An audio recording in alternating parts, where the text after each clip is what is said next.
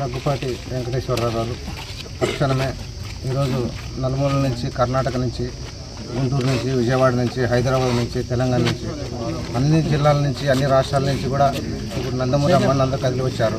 తక్షణమే మన Anantapur urban MLA dark flower దగ్గర బహిరంగ క్షమాపణ చెప్పకపోతే ఈరోజు ఇంకా చిన్న అందరూ ఇంకా కదిలి రాలేదు, ఎవరు చెప్పకుండా వచ్చాం. ఒకవేళ ఎన్టీఆర్ గారు పిలుపు మేరకు అందరూ బయలుదేరి దిగిన దగ్గుపాటి ప్రసాద్ గారు కాదు, ఆ ఇల్లు ఉండదు, ఆ పునాది కూడా ఉండదు.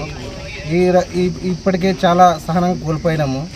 తొందరలోనే పార్టీ నుంచి కానీ లేకపోతే బహిరంగ క్షమాపణ కానీ చెప్పకపోతే ఇంకా ఈరోజు ఇంకా మొదలు, ఇంకా రానున్న రోజుల్లో ఇంకా చాలా తీవ్రంగా ఎదుర్కోవాల్సి వస్తుంది. తొందరగా మా అభిమానుల మేరకు ఆయన క్షమాపణ చెప్పాలా. క్షమాపణ చెప్పిన వెంటనే తెలుగుదేశం పార్టీ అధ్యక్షుడు కానీ, జాతీయ అధ్యక్షుడు కానీ వెంబడే ఆయన్ని సస్పెండ్ చేయాలి. పార్టీ నుంచి సస్పెండ్ చేసి వేరే వాళ్ళని పెట్టుకుంటే మాకు సంబంధం లేదు. మేము కూడా అంతా నందమూరి అభిమానులు మొత్తం తెలుగుదేశం పార్టీనే. తొందరగా చేస్తే, వీళ్ళని తొందరగా చేస్తే అందరికి మంచిది. అక్కడ ఫ్యాన్స్కి కానీ, ఇక్కడ తెలుగుదేశం పార్టీకి కానీ అందరికి మంచిది. లేకపోతే కన్నా ఈరోజు ఒకవేళ మేము ఆపినామని అనుకుంటున్నారేమో, మాకు తెలియదు ఇలా ఆపుతారని చెప్పేసి.